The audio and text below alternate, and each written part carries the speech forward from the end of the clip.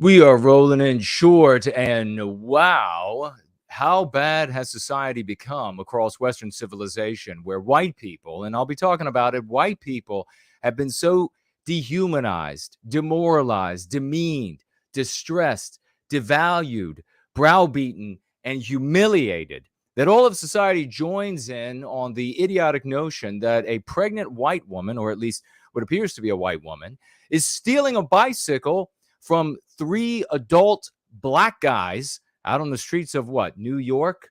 Here's my tweet. Pregnant nurse terrorized by three anti-white punks, and society stands with the punks. How's this possible?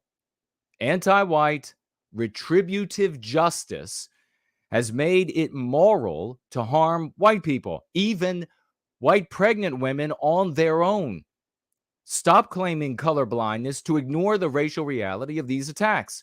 You can't stop such attacks, and you can stop such attacks and have the moral high ground. We will show you how. NoWhyGuilt.org. The tweet here that I retweeted was by a rabid anti-white black power bitch by the name of Ben Chump.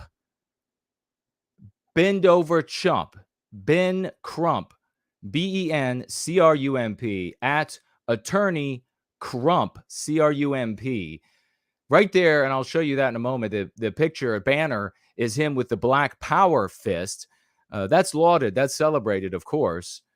He tweeted about this and had millions of likes on it. And on his tweet, he shows the video taken by the anti-white punks that were stealing the bicycle from the pregnant white woman who had just unlocked it from its stand. And these are these bicycles that you are able to rent. You pay, you have an account, you take the bicycle out of the stand, you ride it to another part of town, you lock it back in, it's checked back in. If the bicycle is not locked back in, if the bicycle goes missing, there's a charge for, I think, every hour that it's not shown up. And if it doesn't show up after a certain amount of time, you're charged something like $1,200. And so she had been on a shift, and we're going to take a look at an article in just a moment, a shift of like 10 hours or something. She walks out to get this bicycle to ride home, this pregnant, what appears to be white woman. And as soon as she unlocks the bike, these three anti-white punks decide that they are going to take the bicycle from her. Well, instead of just being intimidated and allowing them to take off with it, and then she would end up owing the $1,200 for the bike that they would go and sell for, I don't know, $200, $300, $400, $500, whatever. And yeah, I'm going to go ahead. I don't care that if the attorney on Twitter can say that the white woman was stealing the bicycle from them, then I can say the obvious, which is that they were stealing the bicycle from her, as she has produced receipts for the purchase, the first purchase, and then the second purchase, where she rented a second bicycle because they, while she was on the bicycle, forced her, and when she would not resist and onlookers were attracted, they forced her back into the stand while she was on. She could have fallen with the baby visibly pregnant and had a miscarriage, but they forced her back into the bike stand. It blocks again. And so she had to purchase another rental of a second bicycle. Both receipts she's provided to her attorney, and her attorney is going to be suing the hell out of people. I hope people like this bend over chump, anti-white POS, black power activist with his black fist up in the air. How did we get to a place like this? Well, let me take a quick look at the story. We'll pull that up on screen for you, and we'll see, how do we get to a place like this? Right after we take a quick look through the story, I've essentially told you what happened, and here it is. Pregnant New York City nurse accused of taking a CitiBike from a black man, a black guy, a black anti-white, outside a hospital, is named as friends start GoFundMe to pay her legal bills, and lawyer shares receipts that proves the bike was hers, according to her lawyer. Sarah Comrie, 36, has a GoFundMe set up by her friends to help her pay growing legal bills. Justin Marino, who is representing Comrie, says the receipts show the bike she locked or she booked, match the number on the handlebars in the footage. A fundraiser for the nurse has raised $950 so far, with the friends saying that much publicized incident painted her as a, quote, racist Karen. Let me tell you right now, if you care about white people, if you want to object to the victimization of white people, you never use the anti-white slur Karen.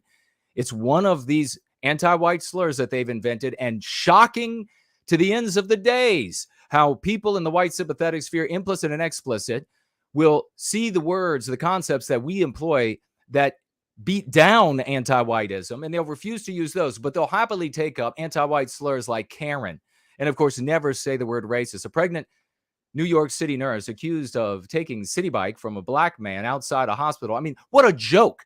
She was tiny compared to these three anti-white punks that obviously were stealing this bicycle. I mean, obviously, I guess a jury will decide if there are going to be any charges. And let me make my recommendation right now for the prosecutor, the anti-white prosecutor, who's going to sit on his hands and not press any charges. But I'm going to say it's disorderly conduct, and I'm going to say it is kidnapping. They should be charged with kidnapping because they detained her, and they are not allowed to detain another citizen.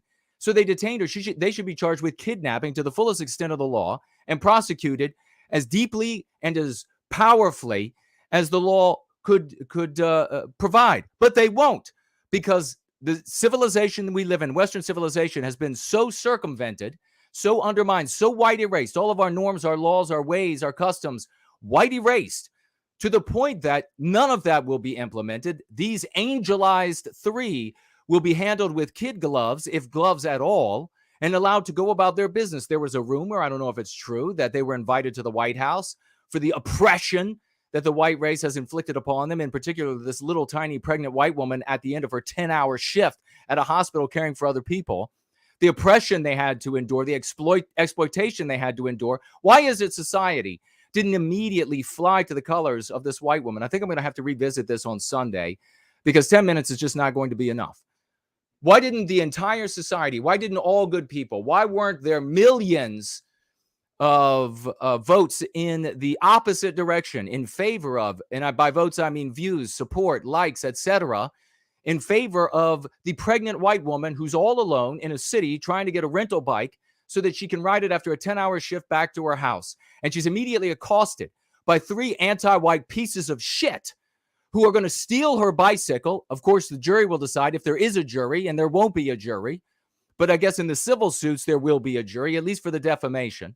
Instead, society rallies against the pregnant white woman who's by herself, the little pregnant white woman who's by herself, and millions of likes, of retweets, of shares, of reposts in favor of the assessment, which is the anti-white assessment, which is what? What world do we live in? Do we live in the world that's actually out there that you can go inside and you can experience? Or do you live in the world of the anti-white narrative, which takes reality and bends it, conforms it, breaks it, rewrites it so that it conforms to this fictional narrative where white race is always the bad guy, even a little tiny pregnant white woman after a 10-hour shift. And the non-white people, all of them, are always angelized innocents.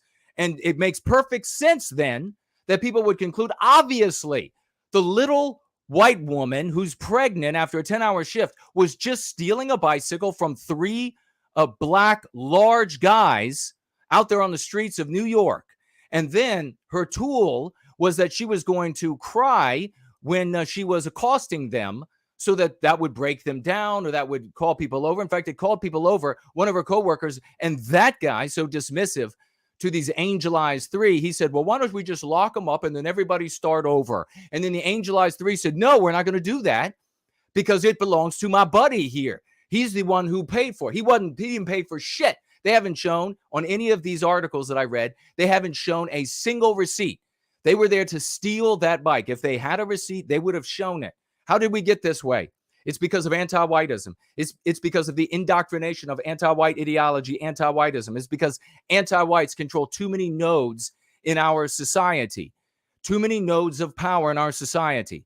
We only can get away from this by undermining, circumventing the anti-white moral imperative. You can't continue to show stats and data. You can't continue to say, well, this just doesn't make sense. You can't continue to argue these things from the perspective that some particular group out there in the world is making everything bad, and then you're just going to bellyache about them all day long. You have to counter their psychological warfare with a psychological defense. And that here is the Go Free method. I invite you all to come and check us out. We'll view this again. We'll revisit this again on Sunday. Roll out.